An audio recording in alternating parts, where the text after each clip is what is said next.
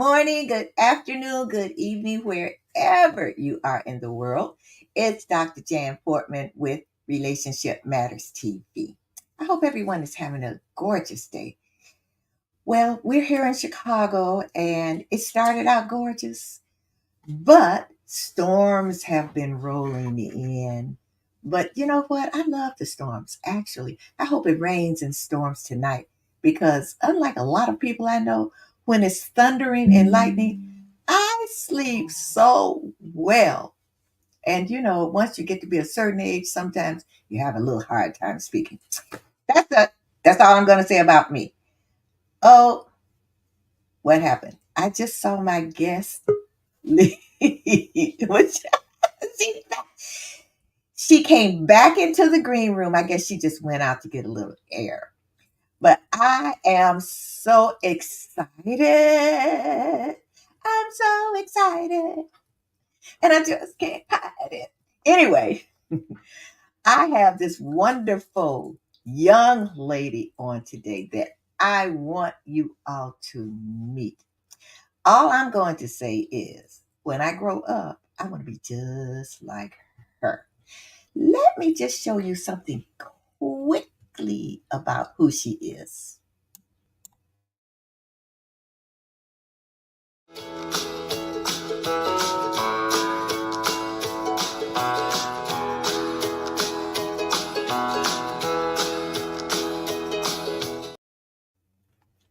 That's just a little teaser. I'm going to tell you a little bit more. Claudia Rocafort is a certified life coach, a communications coach, an executive coach. She loves to work with clients on mastering their public speaking skills, which is why I am trying to speak clearly and succinctly. And she helps them to develop conscious communication. And she helps them to clarify their mission, their goals, their vision, so they can magnify their confidence and maximize their message to do something extremely important, and that's to multiply their income.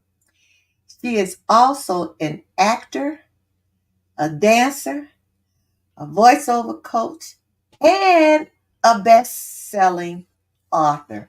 So I want to bring her on right now. Hello, Claudia. It is such a pleasure to be here with you. Oh, honey, it's my pleasure. It's my pleasure.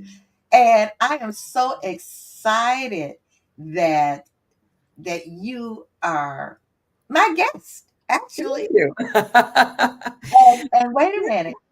Guess what? We have someone who came in and she's all the way from Scotland. Beautiful. Oh, Yes. love it. She says, hello, Claudia. Hello. I actually have a Scottish background. Pike Campbell From where?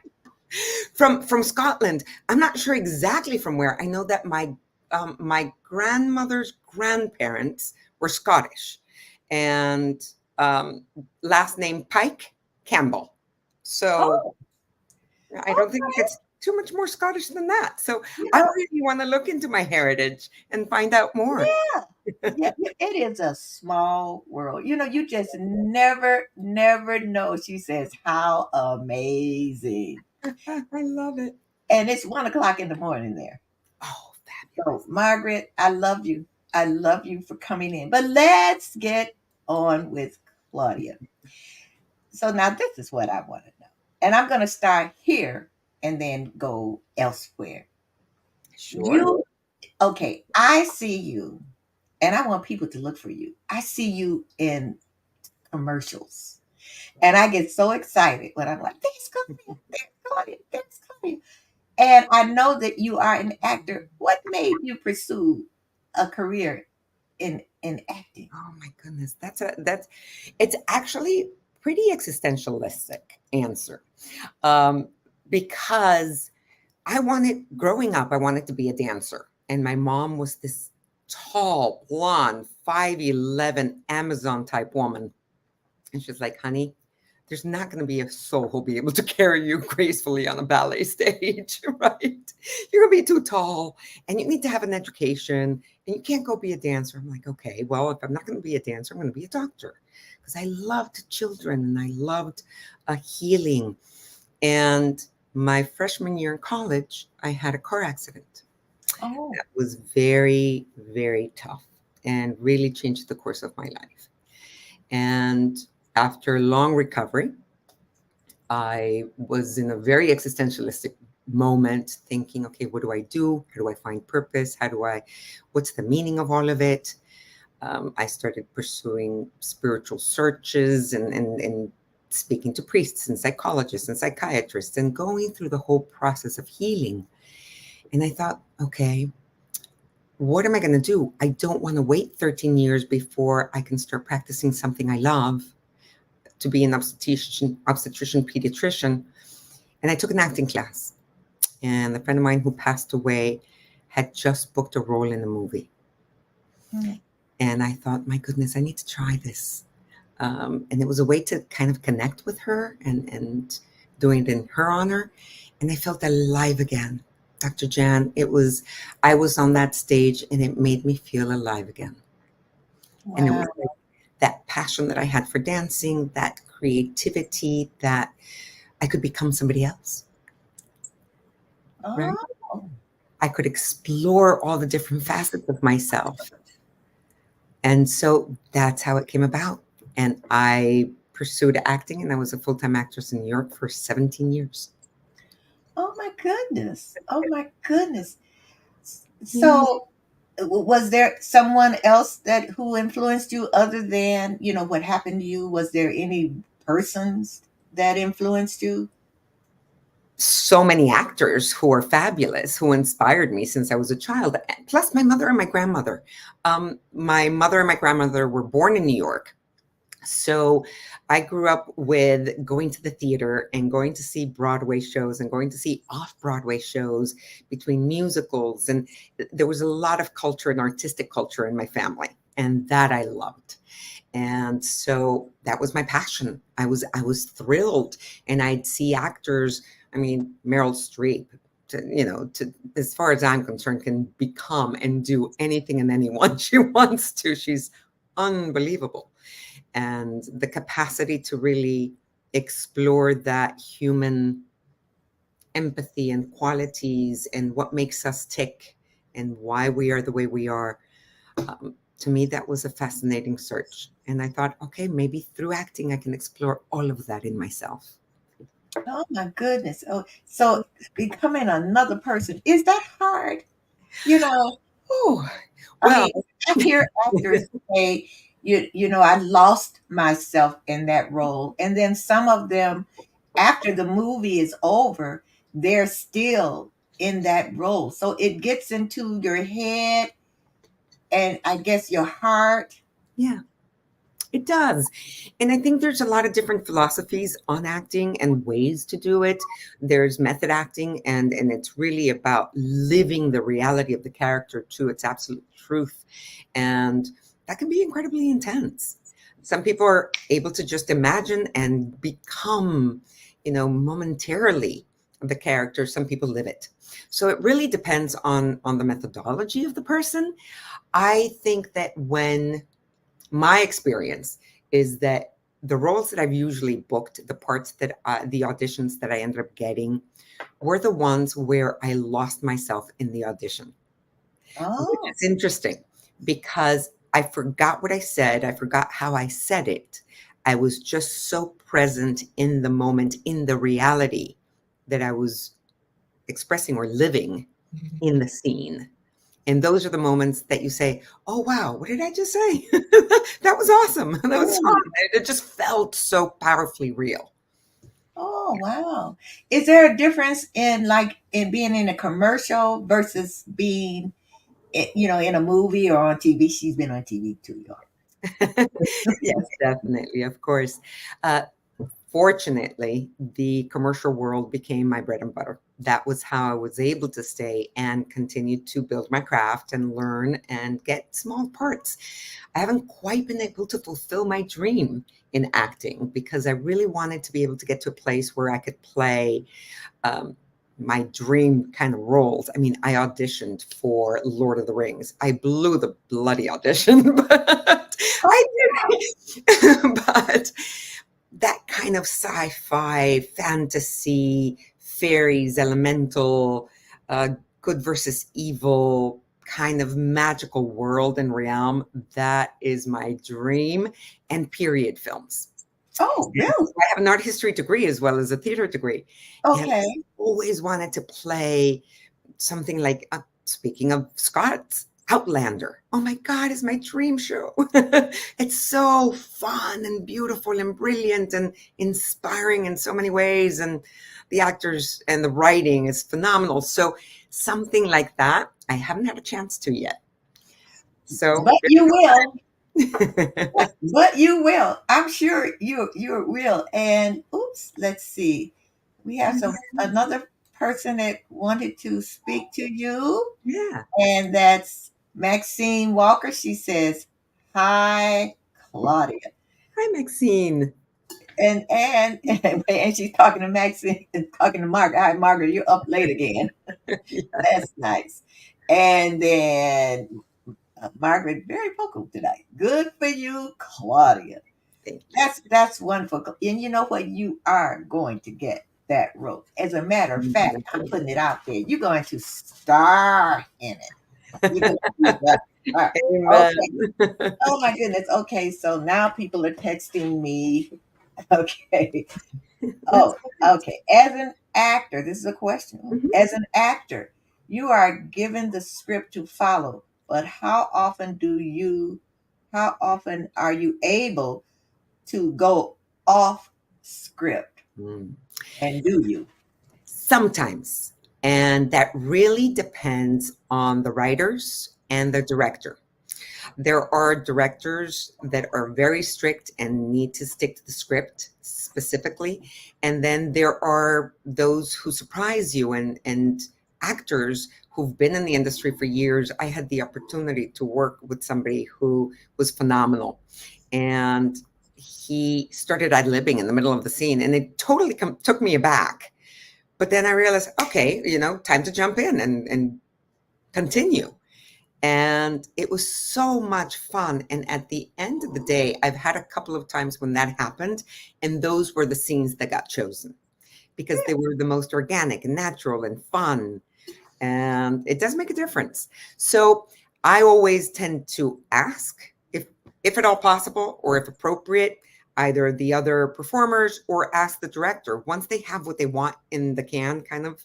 And that's a reference from when film used to come in cans. Uh, Okay. then can we do another one? Let's see what happens. Can we explore? Can we play with this? And a lot of times they'll say yes if they're not tight for time. Okay. That's when you want to really play with it. Or possibly in an audition, if you have something very unique and very specific that you want to bring to the character. And it can make you or break you.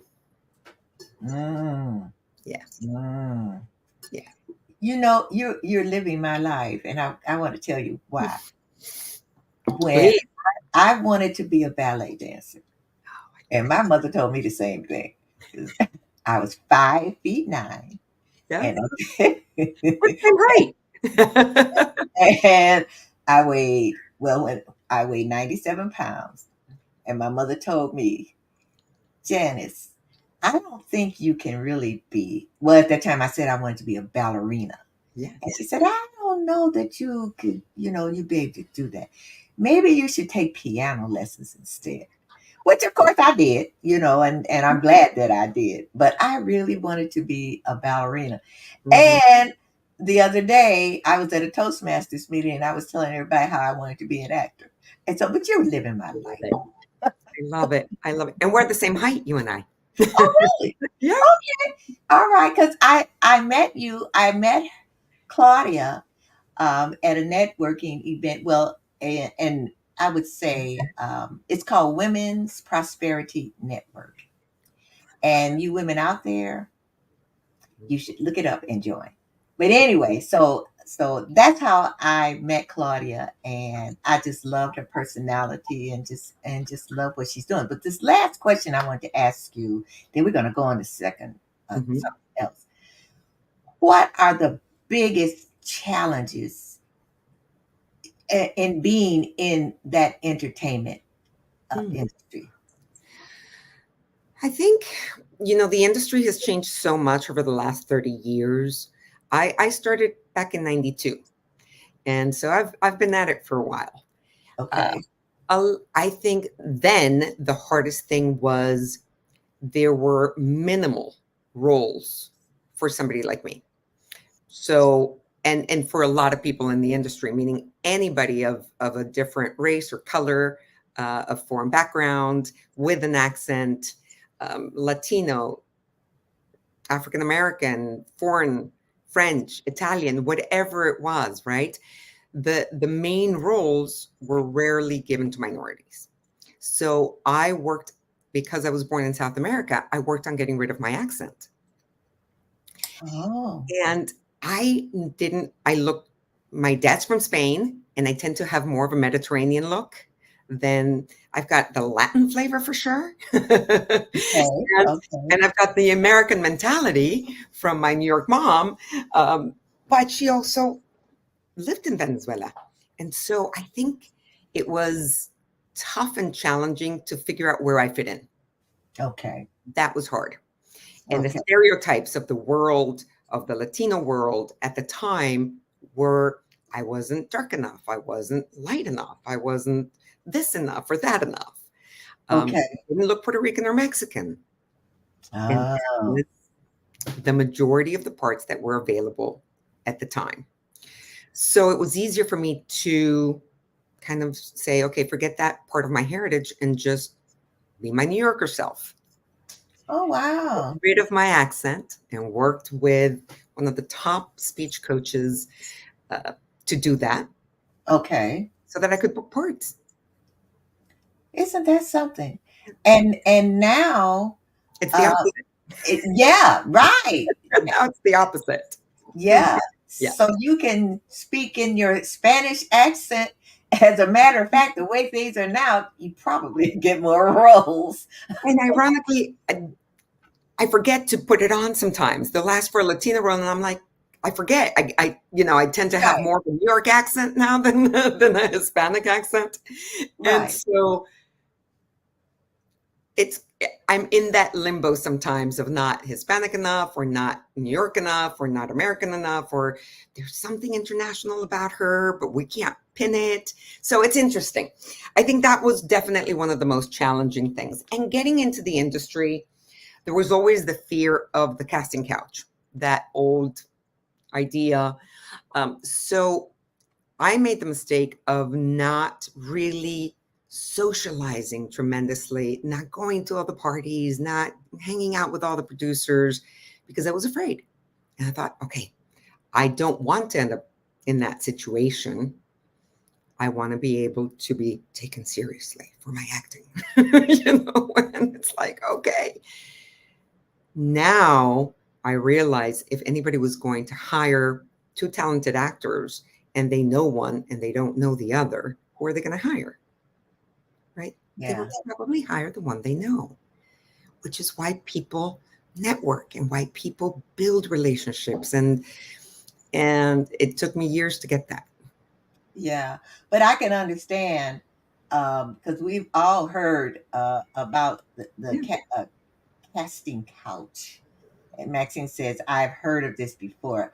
So I can understand why you really, like you said, kind of stayed to yourself in a sense because you didn't want to get caught up in all of that. And then you exactly. don't know. I think you made the best decision because I have a couple of friends who are, well, they say actors now, but actresses. Mhm. And what they were saying is that when they did, do a lot of that partying and socializing, and then they said no to some things, Yeah. then they were kind of like blackballed, Mm-hmm. you know. Yes. So I think you did the right thing. You had to be you and your value. Mm-hmm. Yeah. So It was the right thing for me. The way that I went about it, it certainly didn't grow my career as quickly as I would have liked. yeah, And ultimately, there's a lot of things that I've learned with the years and with maturity and with self-confidence and with security, a lot of which you don't have when you've just graduated from college. that's true. You know? That's true. Something okay, I had another text. Okay, another question. Yeah. Have you ever rubbed shoulders with any big stars? Yes, I've been fortunate to meet some wonderful, amazing people in the industry. Um, I had the pleasure. I love Julia Roberts. I would have loved to have played her sister. Some people used to tease me for years, telling me that I had this big radiant smile, kind of like Julia Roberts, and I got to work with her You husband. do. Oh, you really did. Okay. And I got to work with her husband, and I met her, and she has the capacity to make you feel like you're the most important person in the room. There's Really? something magical about her. Absolutely charismatic. We even exchanged numbers, and I can't believe I lost her number. So I'm telling you, I mean, the crazy, silly things that happen in life, or the mistakes you make when you're very young. But just absolutely delightful. I remember this is kind of funny. I ended up at a lunch and dinner, actually. And I was invited by a relatively new friend, and Warren Beatty and Robert De Niro were there. And the next thing I know, they're both sitting next to me having a conversation. And the photographer came over and wanted to take a picture. And Mr. Beatty, very gentlemanly, said, "Excuse me, I can't have you in the shot." Just to make certain that nobody would come Denny, up with Denny. any kind of assumptions. Uh, That was brilliant. And he was very, very to the point. But I was like, just for a moment, I was flabbergasted, and I realized, of course, I understand. Makes total sense. right. So, Claudia, I got to take a quick commercial, and then we are going to go into your other career. Yeah. Okay. And so, isn't this exciting, people? I just love it. I'm living vicariously through Claudia. I love it. Yeah. So, we will be right back. Don't go anywhere because we have so much more to talk about. All righty. Be back in 1 minute.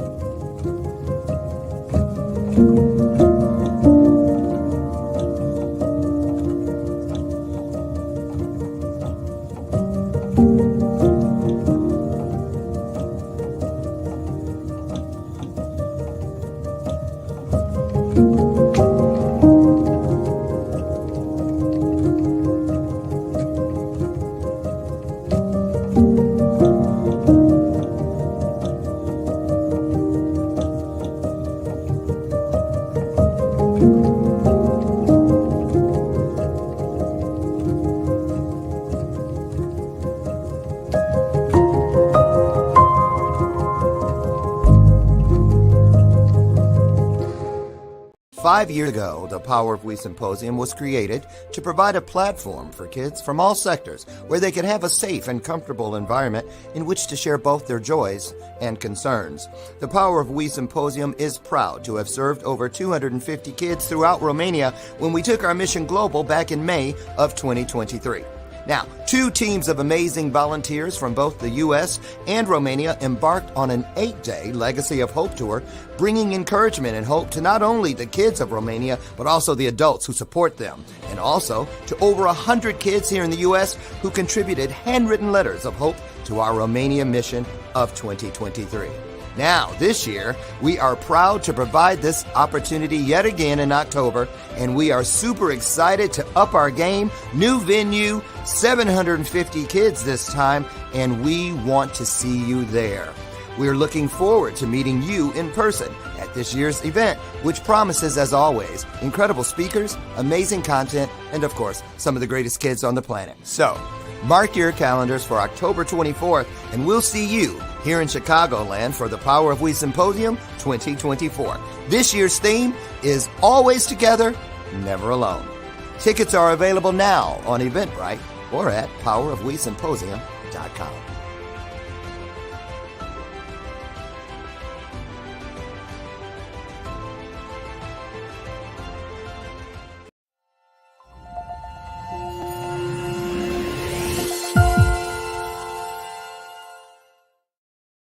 I definitely want to see you at the Power of We Symposium.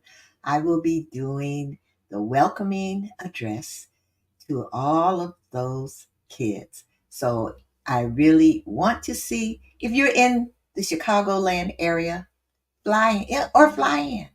But I would love to see you in October at the Power of We Symposium. Okay, let's get back to Claudia Rocafort. Let's see. Another comment came in. Let's see. Oh, okay. So I wanted to go to your coaching, but here Maxine asked a question. She says, "What roles are you getting now?" She said, "Most are getting mother roles, teachers, etc." Exactly. That's precisely it. So for a while, because of my height, I think I would keep booking like model roles, and I felt it was very frustrating because I felt that I was kind of pegged into this stereotype, I suppose. And I wanted so much more. I wanted the drama. I wanted the the intense roles. And it's interesting. I think we get exactly. I fought my type for a while, and that was a mistake. Or I would book the femme fatale because I had this husky voice. And then I started booking more moms, of course, and particularly commercially. I always loved working with kids and teachers. And occasionally I get to play an FBI agent, which is what I'm going to get to play in my next movie. Oh, wonderful. So it should be fun. Wonderful.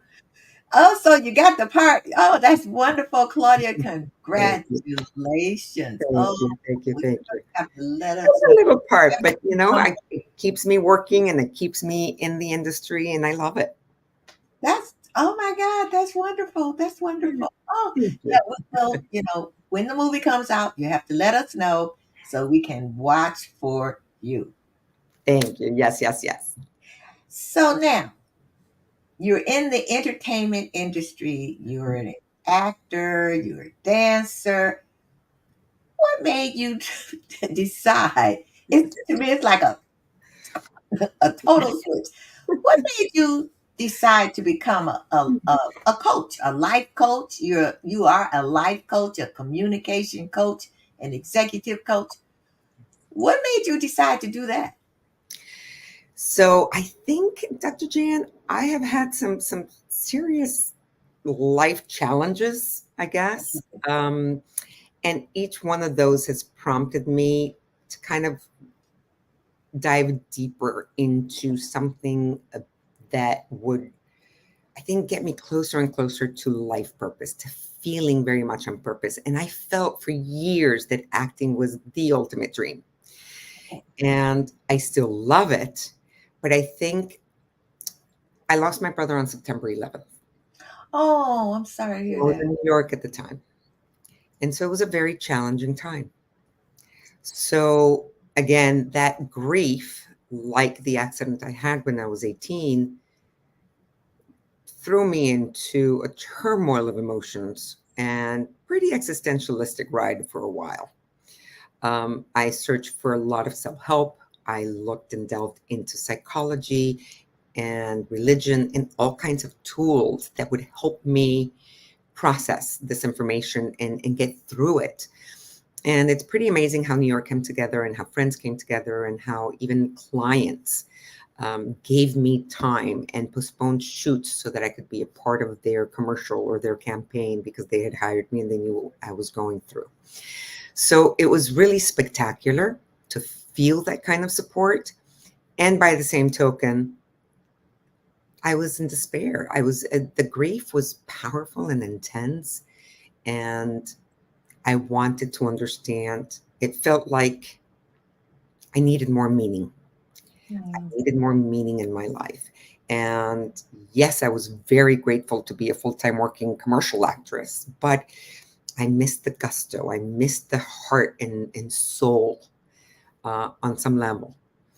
And about 3 years after that, a friend of mine said, I've got this friend. He's my coach. My company has paid for this amazing consultant and coach to come and work with us.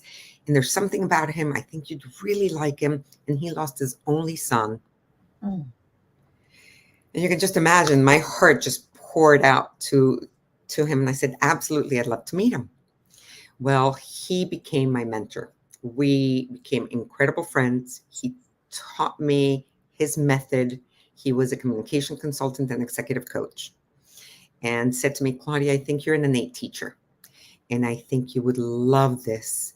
How about you let me give you one session and you tell me what you think? I said, okay. And sure enough, I dove into it head first and we started working together shortly thereafter. He taught me his methodology. He had been an executive coach and communication consultant for over 30 years with Fortune 100 companies, top of the top. Okay. And had such amazing life stories to the point where I think it was President Fitzgerald who would go have lunch with his father and he'd get to sit at the table and listen to the conversations when he was a kid and understand how companies ran and how to grow businesses and how to expand visions, and such a beautiful, down-to-earth, emotional, empathetic man. Mm-hmm. And he is the one who inspired me. I'm very grateful he came into my life. I worked with him on his grief, and I worked with him and gave him all of the tools that I had learned over the years that I had pursued self-help books and guides like Deepak Chopra or Marianne Williamson in the Course of Miracles, and all of the work that I had done on myself in healing, and books like The Power of Now and Friendship with God. And I mean, I really was completely immersed for myself. And I brought this kind of to our clients, this holistic, spiritual, kind of quietly, sort of on the back end of it, approach, where he was the communication consultant and business guide. And I was able to bring all of my public speaking and comfort and techniques of being on stage to CEOs and CFOs and people, heads of departments who needed to create presentations or who needed to do sales mergers or sales and acquisitions. And all of a sudden, I found a new way to empower people with the tools of my acting background. Wow. And that was the question I was going to ask about bringing your experience as an actor into your coaching business, because I know that you had to form relationships. You had to, I'm sure some of them you maintained, and some of the relationships you looked at and they were toxic, and you know, it's like, okay, no, not that person or not that. And so I wondered about that, if you brought your acting experience or be in that entertainment industry into your coaching business. Definitely. And precisely at the beginning, it was what I could count on, what I could rely on, because I was not a certified coach yet.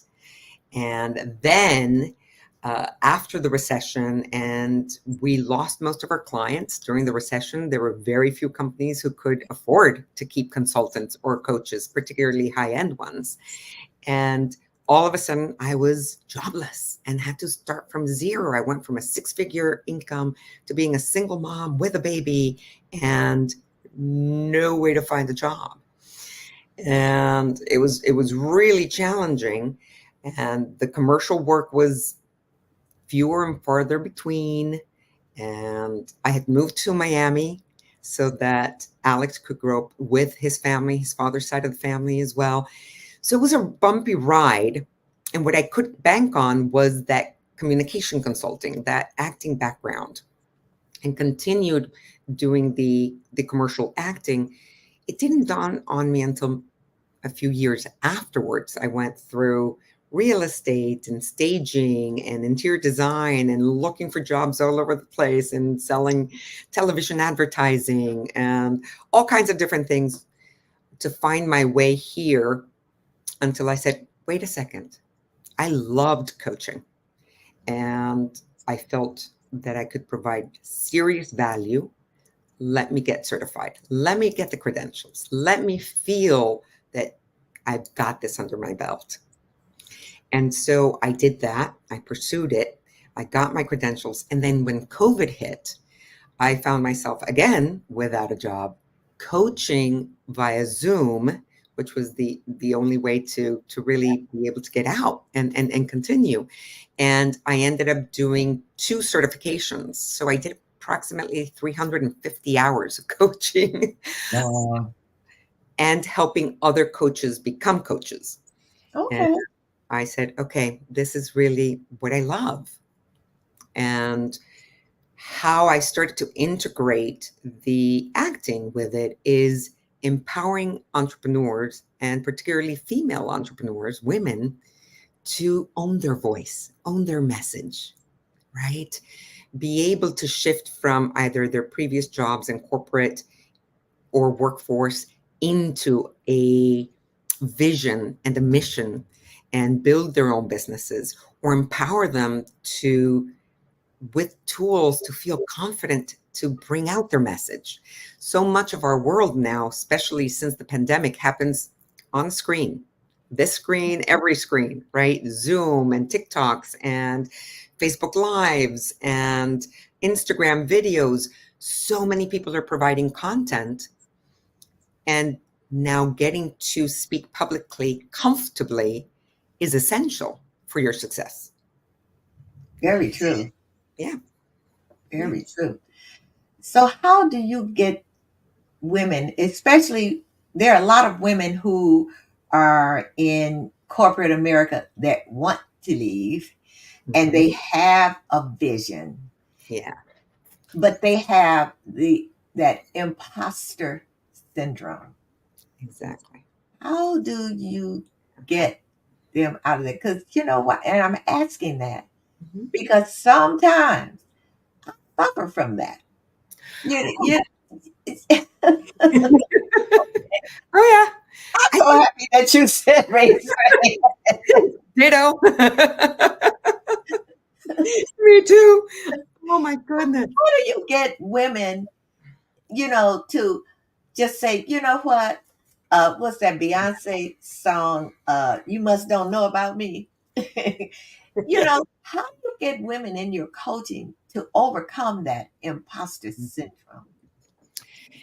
There's a few techniques and there's a few ideas, and I think more often than not, the key is to help them find and own their worth. When people realize what their knowledge and experience is worth, then they can begin to let go of the imposter syndrome. That's my perspective. It's also my experience. Okay. Because even though I had coached multi-billion-dollar CEOs and CFOs for 3.5 years with Edmond in New York, the fact that I didn't have a little title that said I was a certified coach made me feel that I couldn't go out and get a job as a coach. And I remember the first time when I got the first lead to an independent film, the female lead, because I wasn't the lead of the film, but the female lead in an independent film at the beginning of my career. Like, I remember I had a full-on breakdown, and I wrote this ridiculous letter to my agent, like, whoever said I was an actress? Oh my goodness. So, full-on imposter syndrome breakdown. I mean, if that letter ever surfaced, I think I'd be the most embarrassed human being on the planet. There's actual proof somewhere of my full-on meltdown. Oh my goodness. So I was the master of act as if, right? That acting ability, I would put on the persona. I would act tough. Because not you. It's like, become the peacock. I can do this. Yeah. And it wasn't real. It was just to put on facade, to feel strong, to feel okay, to feel less vulnerable, less insecure. So when I started to realize that a coach, one of my coaches, said something to me that I thought was amazing. He said, Claudia, how much do you think that your life experience is worth? Oh. I said, oh, okay. And I thought, wow, I'm not sure. Like, I was kind of, deer in the headlights. And he said, if I give you $1 million, would you give me all your knowledge? I'm like, no, I don't think so. Right. No. If I stop to look at my education and travels and grief and overcoming and pivoting and different careers and life challenges, if I had to do all of that again, I don't think you could give me $10 million and I'd take it, So it was a life-shifting concept to say, what has everything I've lived through, if I had to quantify it, what is it worth? Wow. Wow. And that is what I can provide for somebody. Wow. So I would say to anybody suffering from imposter syndrome, look at everything you have learned, everything you have experienced, everything you have overcome, the good, the bad, the pretty, the ugly, the challenges, the difficulties, right? How you've learned to handle them with grace, or how you're a little better than you were last time. And everything that has gotten you to be who you are, there's hundreds of people that can benefit from that knowledge. And Girl, you giving me chills. My goodness. Yes. Yes. Yes. yeah. Oh my. So Gwendolyn Dunbar says, I admire your drive and open-mindedness. Keep up the good work. And Margaret, she had put in here, was there a time in your life that you felt like giving up? What did you do on? And she said, you just answered my question. Whew. That is, oh my goodness. I'm going to play this again.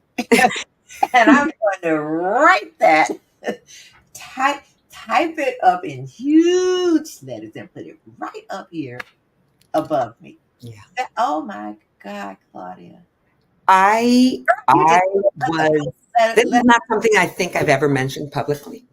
And I'm going to share it because the question is a powerful one. And I saw somebody 2-3 days ago that really inspired me. It's a young woman who tried to commit suicide, and now she's on a mission of sharing her experience.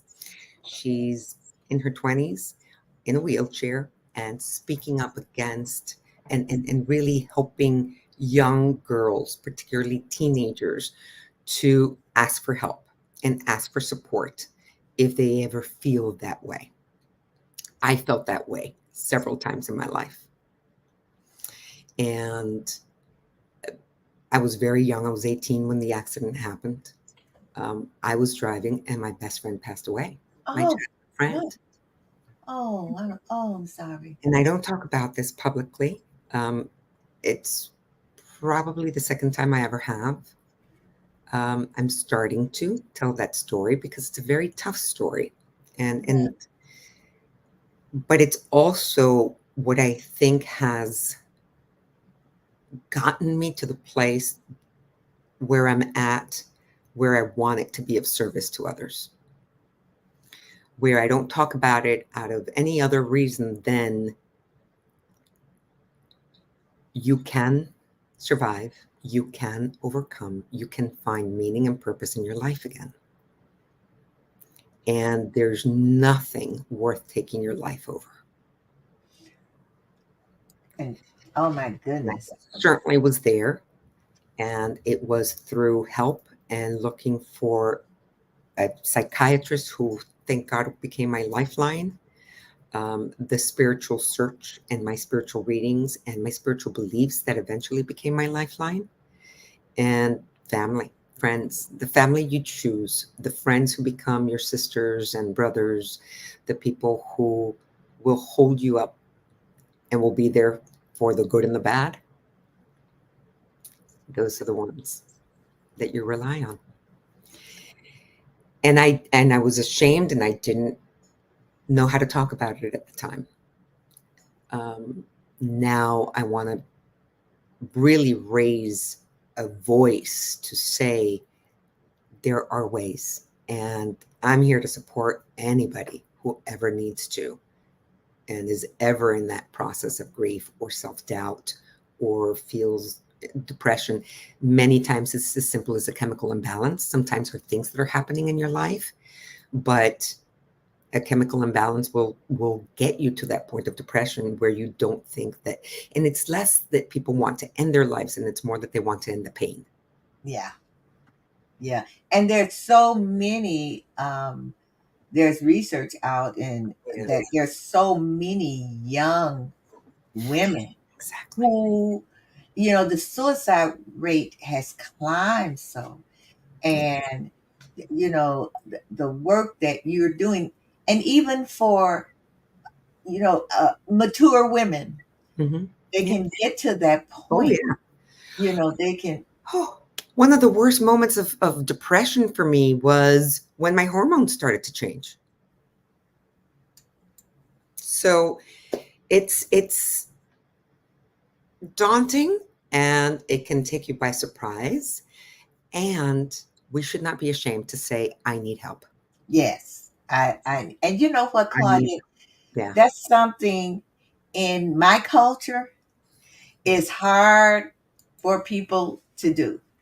Yeah. I think we're coming out of it now, Yeah. but it's like, oh no, that makes you weak. Oh no, you cannot say that, uh, and it's whispered, Mm-hmm. But Claudia, what I want to do is I want people to know how they can get in contact with you, you know, because Absolutely. what you do is just so valuable, just for people in their personal lives and in their professional lives. What you're doing is so invaluable. So, how can people avail themselves Yes. of your knowledge, your expertise, and your services? Mm. Well, thank you for asking, Dr. Jan. I wanted to put something in the chat so that people can see it. And Okay. it's a gift. And it's a little opt-in where if you give me your name and your email, you'll receive this gift. And it's a gift on conscious communication, because so much of the challenges that we experience in life come from that inner radio that we have that's not always very kind. Those insecurities, that imposter syndrome, that not feeling good enough, the beliefs that we took on sometimes as a child that we haven't been able to heal. And 70, there are studies that prove that 72% of corporate mistakes happen because of miscommunication. 72%. And of divorces, 68% of those divorces are happening because of miscommunication. So to me, I am passionate about how we communicate and creating conscious conversations, creating conscious communication, and starting with, how do I speak to myself? What's that radio that I have internally saying, where are these beliefs coming from? How do I clear what's not supporting me anymore and empower myself as the adult woman and nurture my inner child? Right? And so that gift I want to share with everybody. And I'm very old school. I love a text. The best way to reach me is text or schedule a strategic call with me or a discovery call with me.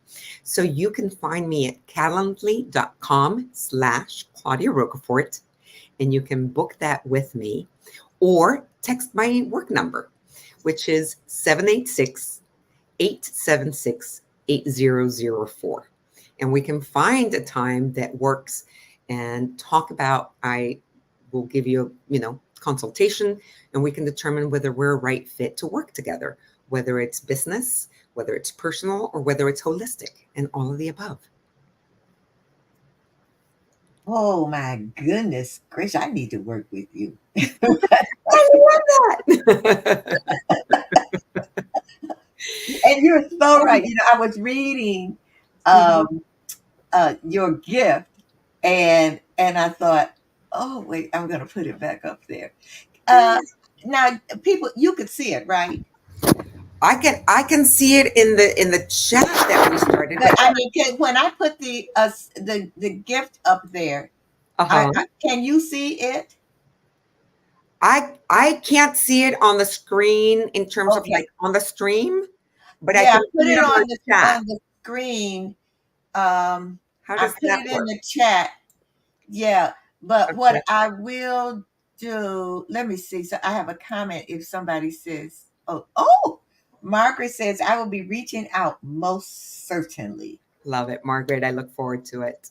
And then Gwen says, oh, yes, I believe that people need to learn to listen and Mhm. respond respectively. This will improve so many people's conversations. And that is so true. So, what I'm going to have to do is I'm going to share this. It's in the chat, but because it's in the private chat, Oh, I can't put it on the screen. Dr. Jen, what if you put it if you type it into like the Calendly? So, or I Okay. can tell people actually how to get to it. Yeah. Quite simple. www. Okay, hold on. And I'm going to add it to Yeah. here. So yeah, so let go ahead. www.ClaudiaRocafortCoaching/NVC-model. I don't type that fast. www. www. I don't Claudia know.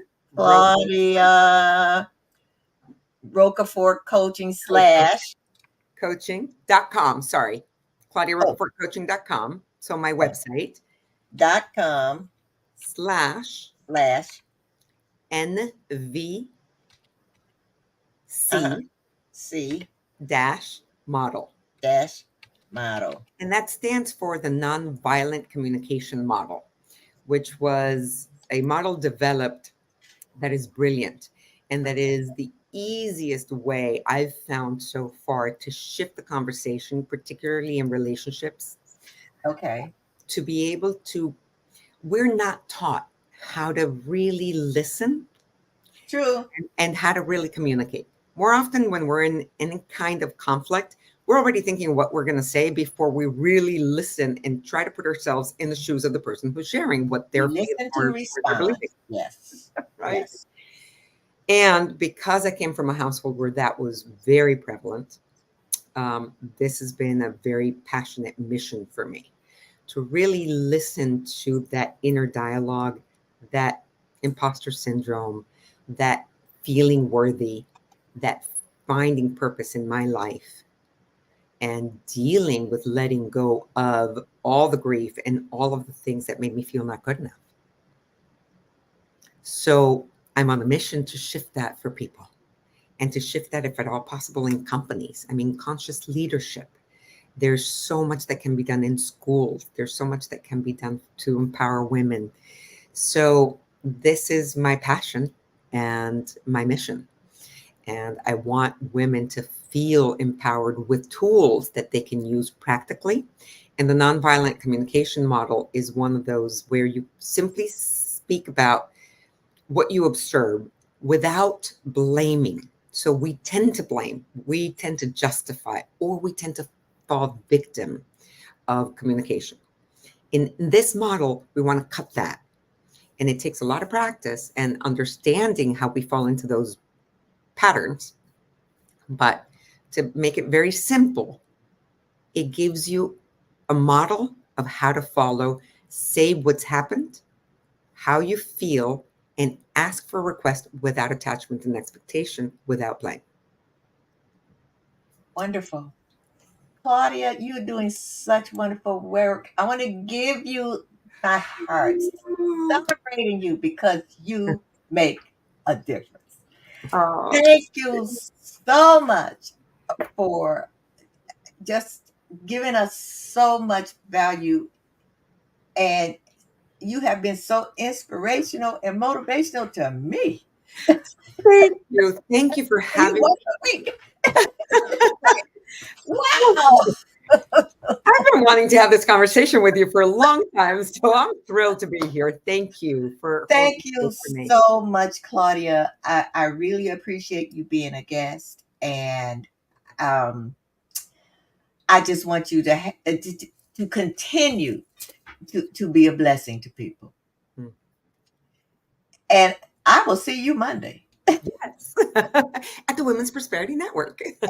Yes, at the Women's Prosperity Network. I got one more comment here.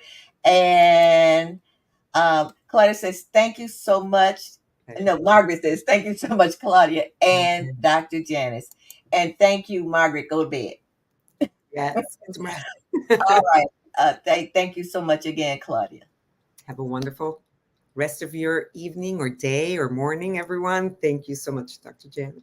All righty. Bye-bye. Oh, wow. This has been amazing. I am motivated and inspired. And gosh, she is an awesome, awesome, awesome, awesome, awesome person. Awesome person. So, let's see. We only got a minute to go. Margaret says, bless you. And John Lewis says, nice. All righty. So I will see you again next week. And guess what? Next week is my show, the Thursday right before Mother's Day. And guess who's going to be on? Talking about the relationship with mothers and daughters. Margaret Lance. She's going to be coming all the way from Scotland. And I will have another awesome mother on with her daughter. And she told me if anyone wants to know how to successfully raise a daughter, they need to talk to me. So I'm going to have her on the show next Thursday. I want you to continue to watch Relationship Matters, and I want you to remember there are all kinds of relationships, all kinds of relationship matters. Life is all about relationships. So I will see you again next Thursday on Relationship Matters TV. See you next week. Bye bye.